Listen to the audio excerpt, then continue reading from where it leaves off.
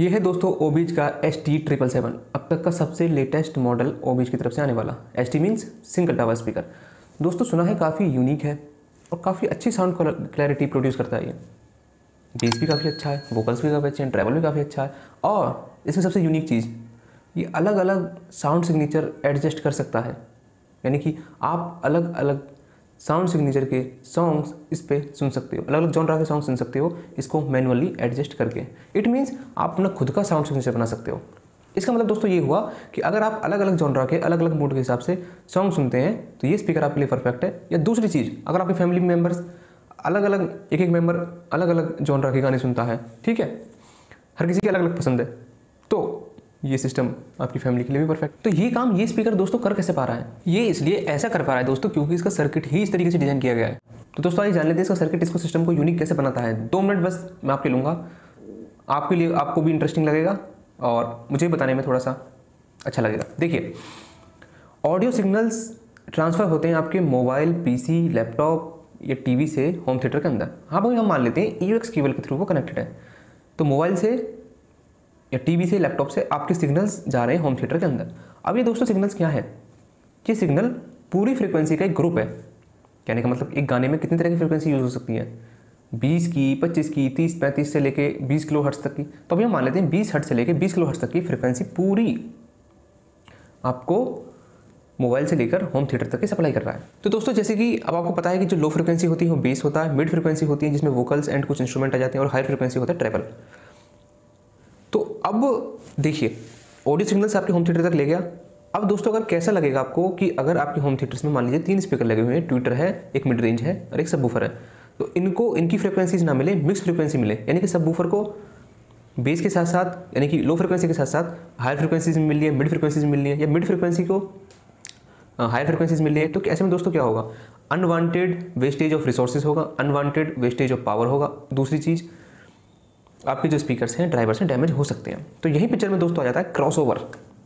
Crossover क्या करता है दोस्तों? एक तरह की मैं सिंपल भाषा में बोलूँ तो एक तरह की छलनी होती है जो अगर मान लीजिए 3 स्पीकर लगे हुए हैं तो 3 ग्रुप में फ्रीक्वेंसीज को डिवाइड कर देगा। तो यानी कि सबवूफर को मिलेगी लो फ्रीक्वेंसी, मिड फ्रीक्वेंसी मिलेगी मिड रेंज स्पीकर को, ट्विटर को मिलेगी हाई रेंज फ्रीक्वेंसी। अब क्योंकि ये स्पीकर दोस्तों इसी तरीके से बने हुए हैं, अपने फ्रीक्वेंसीज को जो अपनी जो कैपेबल फ्रीक्वेंसी है उनको आउट करने के लिए। तो यहाँ दोस्तों आ जाता है क्रॉसओवर पिक्चर में। ओके, अब दोस्तों एक चीज़, क्रॉसओवर भी 2 तरह के होते हैं, एक होता है एक्टिव क्रॉसओवर, एक होता है पैसिव क्रॉसओवर। अब आप इस डायग्राम को ध्यान से समझिए, ये ओबीज का डायग्राम है जो इस टावर स्पीकर का है। इसमें क्रॉसओवर एम्पलीफायर से पहले लगा है, ठीक है। यानी कि क्रॉसओवर मैंने आपको बताया 3 ड्राइवर हैं, 3 तरह की फ्रीक्वेंसी ग्रुप में उसको डिवाइड कर देता है। फिर ये एक फ्रीक्वेंसी ग्रुप, सपोज ये सबसे ऊपर आप देखिए यानी कि ट्रैवल को, तो ये जो हायर फ्रीक्वेंसीज है पहले एम्पलीफायर में जाती है और एम्पलीफायर से ट्विटर में, ऐसे मिड रेंज के साथ हो रहा है, ऐसे सबवूफर के साथ हो रहा है। तो यानी कि तीनों ड्राइवर को अलग अलग एम्पलीफायर के थ्रू जोड़ा गया है और एक एक एम्पलीफायर का काम है उसी फ्रीक्वेंसी रेंज में काम करना। दोस्तों दिस इज द पॉइंट। और यही क्रॉसओवर अगर एम्पलीफायर के बाद लगा होता, अब मैं आपको दूसरा डायग्राम दिखाता हूँ कुछ इस तरीके से, ये एम्पलीफायर इसके बाद में क्रॉसओवर लगा हुआ है। तो इस तरह के जो क्रॉसओवर होते हैं दोस्तों इनको बोलते हैं पैसिव क्रॉसओवर। और जो मैंने आपको थोड़ी देर पहले अभी ओबीज के डायग्राम में दिखाया वो है एक्टिव क्रॉसओवर। पैसिव क्रॉसओवर बहुत ज़्यादा पावर लेते हैं और ये अच्छे नहीं माने जाते क्योंकि ये एक्यूरेट भी नहीं होते दोस्तों। इसलिए एक्टिव क्रॉसओवर जो होते हैं वो महंगे भी होते हैं, उनको सेपरेट एम्पलीफायर की जरूरत भी पड़ती है। और इसीलिए इस सिस्टम को बनाया है ट्राई एम्प्ड, यानी कि ट्राई एम्पलीफिकेशन दोस्तों इसमें किया गया है। यानी कि हर किसी ड्राइवर का सेपरेट एम्पलीफायर होगा और इसी वजह से दोस्तों पॉसिबल हो पाया कि इसमें आप मिड्स को भी अलग से कंट्रोल कर सकते हैं। Have you got it? अगर आपको समझ में नहीं आया तो मैं बिल्कुल आसान भाषा में समझा देता हूँ आपको। जो इसमें क्रॉसओवर लगाया हुआ है एक अच्छी क्वालिटी का है क्योंकि वो एक्टिव क्रॉसओवर है और एक्टिव क्रॉसओवर की जरूरत पड़ती है अपने सेपरेट एम्पलीफायर की। तो इसमें 3 तरह के एम्पलीफायर दोस्तों, हर किसी ड्राइवर के पास आपका खुद का एम्पलीफायर है और जो फ्रीक्वेंसी का जो डिवीज़न है वो एक्यूरेट है, यानी कि आपको जो इसमें सेपरेशन मिलेगा काफ़ी एक्यूरेट मिलेगा और विदाउट एनी नॉइज़ मिलेगा। दोस्तों इसकी कुछ टेक्निकल स्पेसिफिकेशंस की भी बात कर लेते हैं, वो बहुत ज़रूरी है। सबसे पहले फ्रंट में आपको 8 इंचेस का सबवूफर मिल जाता है जो कि 70 वॉट RMS का है। ओके, उसके ऊपर आपको मिल जाता है 6.5 इंच का मिड रेंज स्पीकर जो कि 20 वॉट RMS का है और उसके ऊपर मिल जाता है आपको एक पेपरकॉन 2.5 इंच का ट्विटर जो कि 10 वॉट RMS का है। यानी कि 70 + 20 + 10 = 100 वॉट RMS का पूरा सिस्टम है। दोस्तों इसमें टॉप की तरफ एक डिस्प्ले भी दी गई है, साथ में USB का USB कंट्रोल्स, USB को लगाने के लिए जगह, SD कार्ड और MMC कार्ड इसको भी प्लेस कर सकते हैं आप इस सिस्टम के अंदर। और AUX पोर्ट मिल जाता है, IR ब्लास्टर भी इसके ऊपर मिल जाता है। साइड में दोस्तों हम बात करें तो FM antenna, AUX, power on off का switch, power cable, bass treble control, overall volume control, और सबसे जो यूनिक सिस्टम, जो यूनिक पॉइंट है इसमें, मिड्स का कंट्रोल आपको देखने के लिए मिल जाता है। बैक साइड में दोस्तों आपको माइक लगाने के लिए जगह मिल जाती है, वायर्ड माइक दोस्तों, जी हाँ, आप इसमें यूज़ कर सकते हैं। और उसकी इको कम ज़्यादा करना और वॉल्यूम कम ज़्यादा करना, उस तरह के कंट्रोल आप पीछे की साइड देखने के लिए मिल जाते हैं। सिस्टम काफ़ी हैवी है दोस्तों, 15 किलो का सिस्टम है ऑलमोस्ट, और इसमें 11 mm की वुड का यूज़ किया गया है। इनबॉक्स कंटेंट की दोस्तों बात करें तो इसमें आपको एक रिमोट कंट्रोल दोस्तों बेसिक से रिमोट कंट्रोल है, इसमें आप बेस ट्रैवल कंट्रोल नहीं कर सकते, मैं आपको पहले ही बता देता हूँ। RCA to RCA, RCA to ox, और एक आपको ऑक्स केबल मिल जाती है इसके अंदर देखने के लिए, एक FM एंटीना भी मिल जाता है। अब बात कर लेते हैं दोस्तों, जो लोग कंफ्यूज हो जाते हैं कि अलग अलग जॉनरा के हिसाब से अलग अलग साउंड सिग्नेचर, ये क्या सिस्टम है यार, और ये साउंड सिग्नेचर इसमें कैसे हम एडजस्ट करेंगे।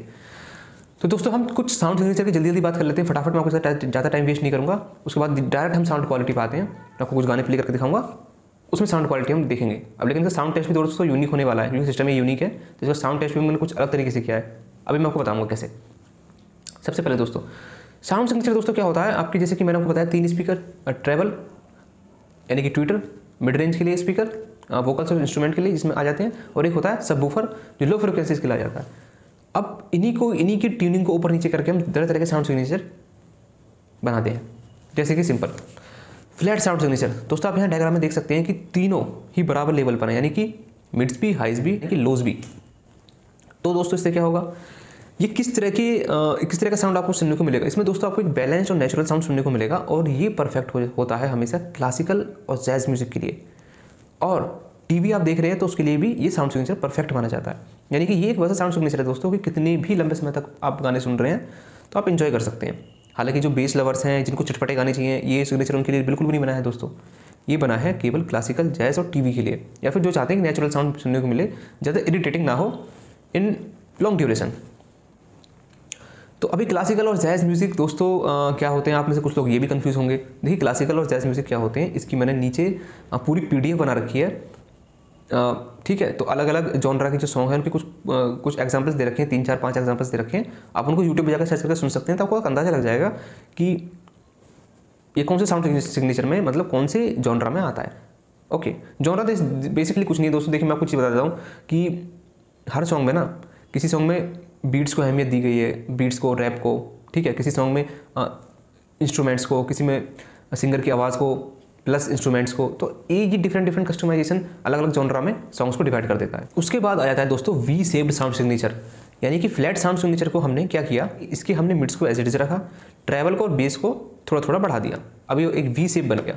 अब दोस्तों ये कैसा साउंड सिग्नेचर है, ये ऐसा साउंड सिग्नेचर है दोस्तों, आपने जैसे देखा किसी फोटो को हम नेचुरली क्लिक करते हैं, उसमें नेचुरल कलर है और हम थोड़ा सा कलर बूस्ट कर देते हैं, तो कैसा लगता है, वो आंखों को देखने में प्लीजिंग लगता है ना। लेकिन हालांकि उसमें नेचुरल कलर्स नहीं है, कलर थोड़ी बूस्ट हो गए, लेकिन आंखों को देखने में अच्छा लग रहा है। इसी प्रकार से एक नेचुरल आवाज़ नहीं है, लेकिन कानों को सुनने में प्लीजिंग लगती है, मतलब एक चटपटापन होता है ना, सॉन्ग में एक चटपटापन डाल देता है। इस तरीके से ये क्रिस्प वॉइस बनाता है, और ये बहुत ही फेमस साउंड सिग्नेचर है। ज़्यादातर सिस्टम्स में आपको ये देखने को मिलता है, वी शेप्ड साउंड सिग्नेचर।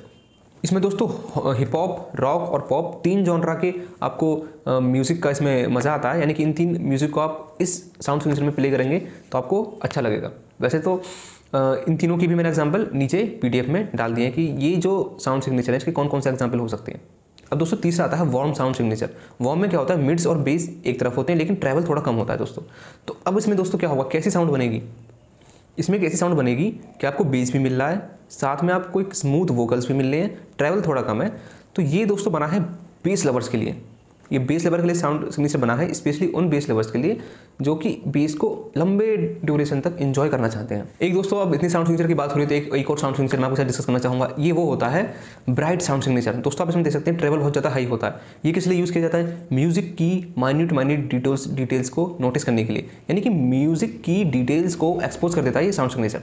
लेकिन दोस्तों आपकी कानों के लिए, हेल्थ के लिए बिल्कुल भी अच्छा नहीं होता, क्योंकि हाई फ्रिक्वेंसीज को लेकर हमारे ईयर्स काफ़ी सेंसिटिव होते हैं, तो लॉन्ग ड्यूरेशन में ये कानों को खराब भी कर सकते हैं। ठीक है, आपको फटीग, टेंशन, हाइपरटेंशन, मतलब बहुत तरह के इशूज़ हो सकते हैं। तो ये साउंड सिग्नेचर जनरली कोई ज़्यादा यूज़ करता नहीं है, जिसमें बहुत ज़्यादा हाई ट्रैवल हो और बेस बिल्कुल कम हो, इस तरह का साउंड सिग्नेचर। तो दोस्तों ये थे साउंड सिग्नेचर। अब दोस्तों बात कर लेते हैं साउंड टेस्ट की। अब मैंने आपको उसका सर्किट बता दिया, साउंड सिग्नेचर बता दिए, जॉनरा के एग्जांपल आपको नीचे पीडीएफ में पूरा मिल जाएंगे कि कौन सा सॉन्ग किस जॉनरा में लाई करता है, और मैंने आपको बता दिया कि किस तरह का जॉनरा आपको किस तरह का साउंड सिग्नेचर के लिए परफेक्ट रहेगा। ओके, अब दोस्तों जल्दी से साउंड टेस्ट कर लेते हैं। अब मैं हमें गाने बजाने वाला हूँ, अब मैं आपको उसको तरह तरह के साउंड सिग्नेचर में प्ले करने वाला हूँ। सबसे पहले दोस्तों हम एक सॉन्ग प्ले करते हैं, उसको फ्लैट साउंड सिग्नेचर में। सुनिए आप।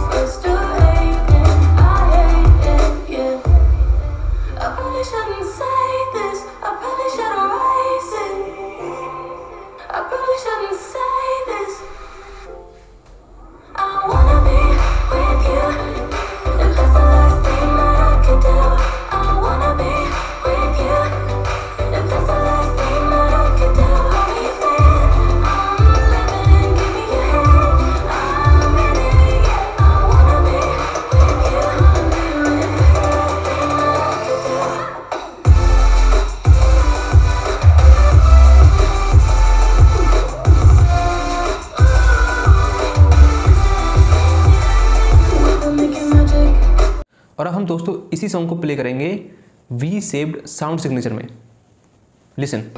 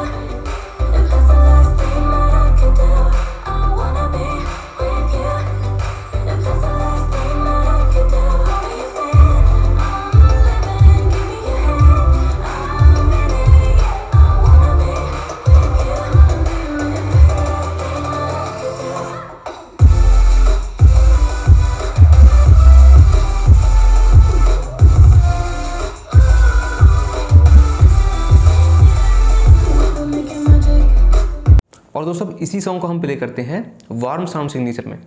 आप प्लीज़ ये फ़ोन लगा लिए और ध्यान से सुनिए।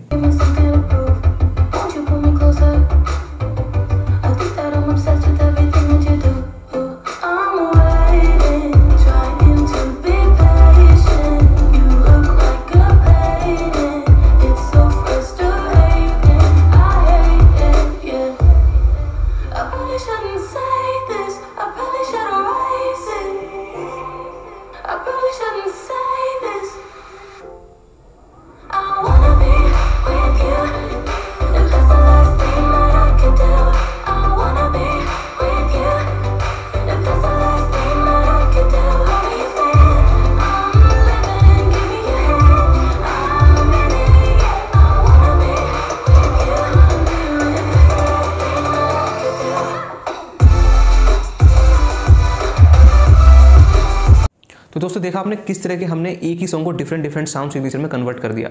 आप भी बिल्कुल इसी तरीके से कर सकते हैं, या फिर आप अलग अलग जॉनरा के हिसाब से अलग अलग गाने सुन सकते हैं। मैं आपको बार बार ये इस पर फोकस क्यों कर रहा हूँ, आपको पता है कुछ सॉन्ग मेलोडियस सॉन्ग होते हैं, सैड सॉन्ग होते हैं, रोमांटिक सॉन्ग होते हैं, उसमें हमको इतना हैवी बेस नहीं चाहिए होता है। उसमें हमारा फोकस होता है लिरिक्स पे। लिरिक्स का मतलब जहाँ से मतलब क्या है, सिंगर की आवाज़ पे। किसी में हमारा फोकस होता है इंस्ट्रूमेंट्स पे। तो इस वजह से आप इसको एडजस्ट कर सकते हैं, और ये पॉसिबल हो पाया है क्योंकि हम इसमें मिड्स को कंट्रोल कर सकते हैं। दोस्तों इसका नेचुरल साउंड कर्व कैसा है, एक चीज़ मैं आपको बता दूँ। अब आप सोच रहे होंगे नेचुरल कैसा है इसका साउंड कर्व। इसका स्लाइटली वी है, स्लाइटली वी। आप उसको और ज़्यादा वी बना सकते हैं, अगर आप इसके मिड्स को और कम कर दें तो ये प्रॉपर वी बन जाएगा। ओके, तो इस तरह का साउंड सिग्नेचर मिलता है।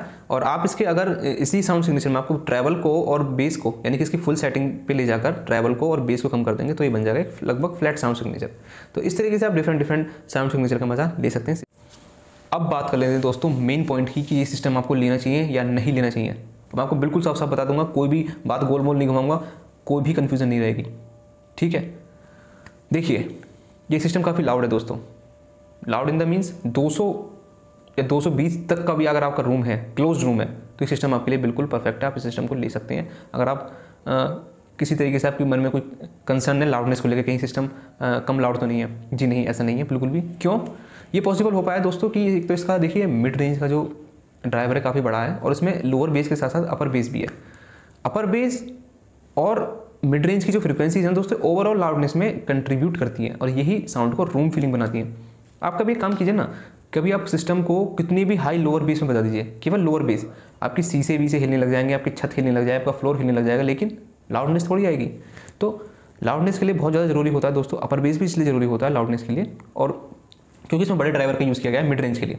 तो ओवरऑल लाउडनेस में दोस्तों कोई भी कमी नहीं है।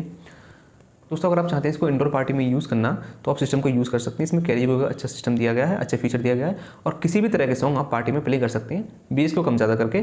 फिर अगेन वही तरह तरह के साउंड सिग्नेचर को यूज़ करके आप भिन्न भिन्न प्रकार के सॉन्ग इसमें प्ले कर सकते हैं।